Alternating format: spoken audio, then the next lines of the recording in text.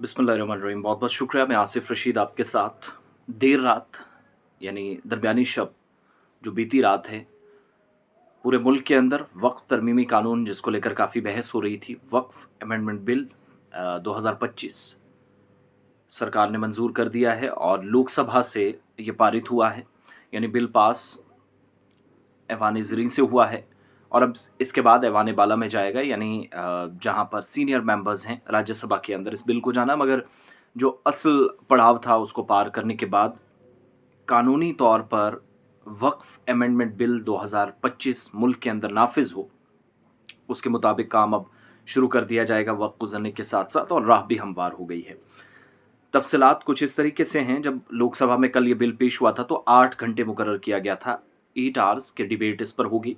लेकिन बहस इतनी बढ़ती चली गई, तमाम मेंबरान ने अपनी अपनी बात रखी और बड़े तर्क के साथ, बड़े मजबूत दलाइल के साथ बात रखी गई अपोजिशन की तरफ से। ख़ास तौर से हुकूमत के पास तो एक ही मौक़िफ़ था कि बहुत पैसा आ रहा है, लूटा जा रहा है, वक्फ में कोई अकाउंटेबिलिटी नहीं है, ट्रांसपेरेंसी नहीं है। वही जो वो लकीर संघ की हमेशा से रही है कि वक्फ बोर्ड नहीं होना चाहिए।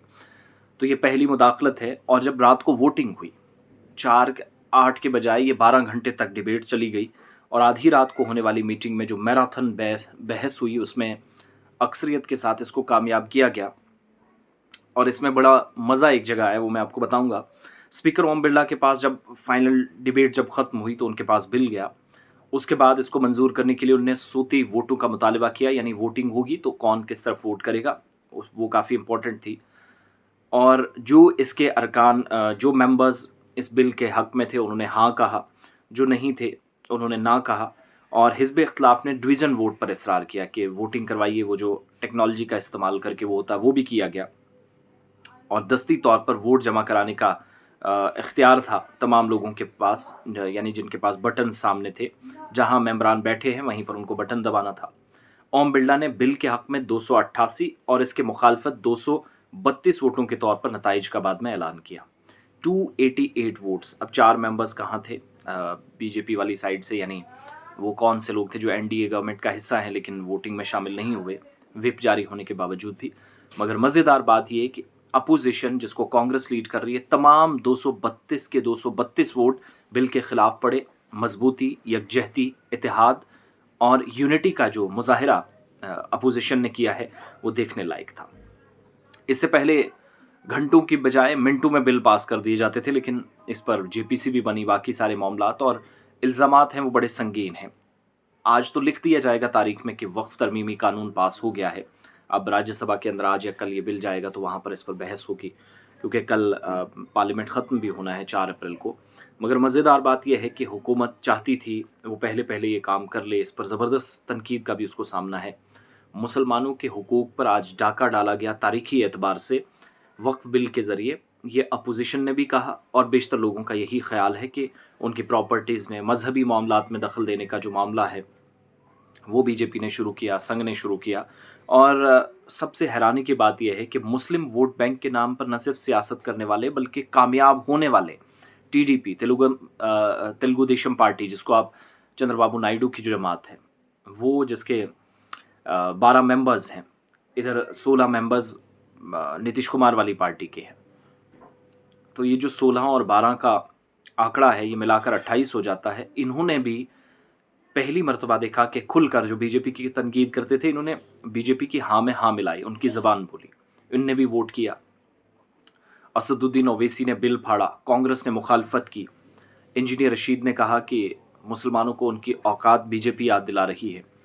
मुसलमानों ही को ही नहीं, तमाम कम्युनिटीज़ को आहिस्ता आहिस्ता ब्रेक करना, डिवाइड एंड रूल वाली पॉलिसी बीजेपी ने शुरू कर दी। ये इल्ज़ाम भी कांग्रेस की तरफ से लगा और एक चैलेंज किया गया अमित शाह को, किरेन रिजिजू को, सरकार को, कि जो जेपीसी की रिपोर्ट थी और आज जो आप पार्लियामेंट में पढ़ रहे हैं, इन दोनों में वाज़ेह फ़र्क है।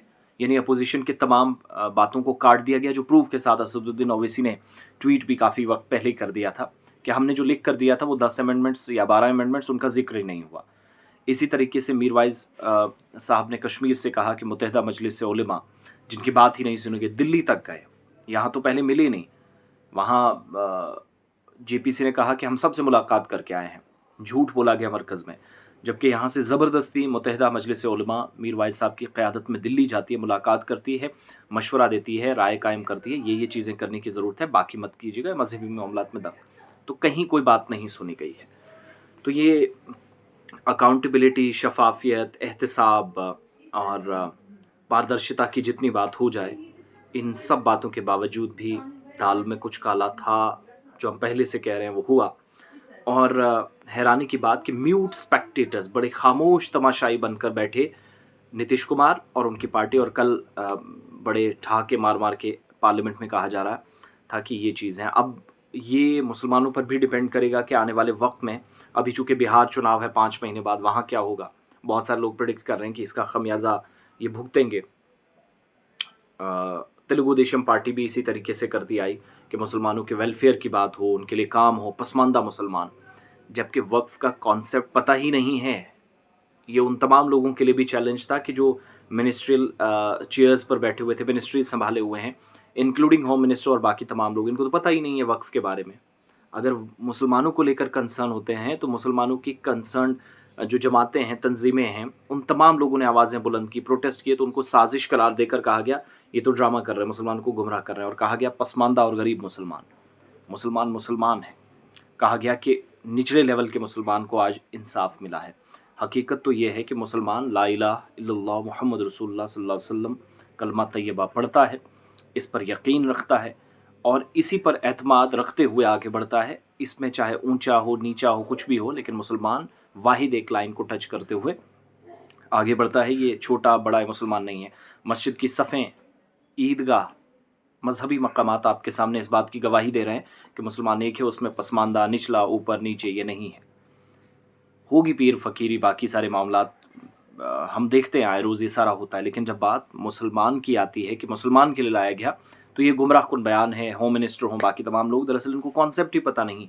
असल कहानी तो ये है कि इनको ज़मीन चाहिए और वो आहिस्ता आहिस्ता उन्होंने करना है, क्योंकि हम जानते हैं अब यहाँ से मुसलमानों के मामलात में एक गैर मुस्लिम आकर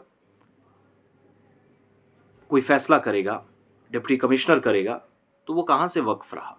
मैं जाकर किसी सनातन धर्म सभा या किसी गुरुद्वारा प्रबंधक कमेटी में बैठकर मैं कहूँगा कि मैं भी सेक्रेटरी हूँ, मैं भी जनरल सेक्रेटरी हूँ, मैं भी एडवाइज़र हूँ, मेरी बात मानी जाए, जबकि मुझे पता ही नहीं है।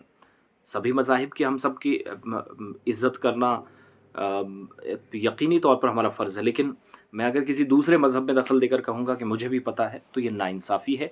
वैसे ही ये वक्फ़ अमेंडमेंट बिल किसी को भी कबूल नहीं था। अपोज़िशन को भी सलाम करना चाहिए। तमाम लोग एक साथ आए। राहुल गांधी ने उसके बाद ट्वीट भी कर दिया कि मुसलमानों के मामलात में बराह रास्त कदम या दखल देना ये पहला जो सिलसिला था, तो ज़ोर ज़बरदस्ती की बुनियाद पर ज़्यादा नहीं चलता था। और इसका क्रेडिट उत्तर प्रदेश के former chief minister Jagdambika Pal को भी जाता है, जो मौजूदा वक्त में मेंबर पार्लियामेंट हैं, जेपीसी के क्या हैं कि चेयरपर्सन बनाए गए। लेकिन अफसोस की बात यह है कि उन्हें खुद भी कई चीज़ें मालूम नहीं, हवा में बातें करते हुए नजर आए। और ये जो देखिए, ये बिल पास करना ही था। ये जो 8-9 महीने का पिछले सेशन से अब तक ये ड्रामेबाजी देखी, हवा बनाने के लिए कि हम रिएक्शन देखेंगे क्या होगा। अब मुसलमान तो पुरअमन है, उसने कोई तशद्दुद नहीं करना, पुरअमन तरीके से, पीसफुल तरीके से, शांतिपूर्वक ढंग से उसने प्रोटेस्ट भी किया। लेकिन ये कमेटी बनाने का ये एक आई वॉश था कि बाद में जब कहा जाएगा, तर्क दिए जाएंगे कि हमने तमाम लोगों की राय ली, तमाम लोगों से बात की, जबकि जहां राय लेनी थी, जैसे 5 अगस्त 2019 का फैसला हुआ जम्मू कश्मीर के ताल्लुक से, वहां भी पीठ में खंजर घोंपा गया इसी हुकूमत की तरफ से।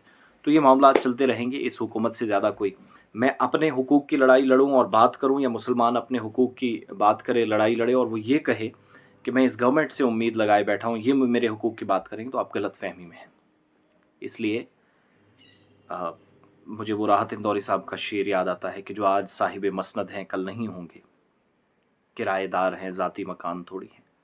तो कल कोई और आएगा, वो इसको भी बदलेगा। 2013 में भी तब्दीलियाँ हुई, लेकिन मुसलमानों के हक़ में थी, जो उस वक्त यूपीए थी मौजूदा वक्त में, जो इंडिया अलायंस कहलाता है। और बहुत सारे लोगों को पता ही नहीं है। वो ट्वीट दाएँ बाएँ, रिटायर्ड फ़ौजी और कुछ लोग अपनी ही बकवास जोड़ रहे हैं, जिनको पता ही नहीं है वक्फ कॉन्सेप्ट क्या है। आइए खुलकर डिबेट कीजिएगा, पता चलेगा। ज़रा 4 चीज़ें आपको समझाई जाएंगी। और ये जो ऊंच नीच वाली एक नई कि निचले लेवल के मुसलमानों को, फ्लोर ऑफ द हाउस कौन बंदा बोल रहा है और कह रहा है कि मैं मुसलमानों का मुहाफिज हूँ, होम मिनिस्टर। दुआ करें कि अल्लाह या खुदा किसी को भी इस तरह का मुहाफिज ना दे। ये वो शख्स है जिससे हिंदू कम्युनिटी को भी खतरा है, तो बाकी तो छोड़िए। तो बाकी सारे मामलात ये हैं कि वोटिंग हुई है, 232 वोट इसके खिलाफ पड़े हैं, 288 हक में पड़े हैं। और हैरानी की बात कि मुसलमानों के वोट पर सरकारें बनाने वाले नीतीश कुमार और तेलुगु देशम पार्टी के सरबराह चंद्रबाबू नायडू दोनों खामोश रहे। बहरहाल सब याद रखा जाएगा, सब याद रखा जाएगा।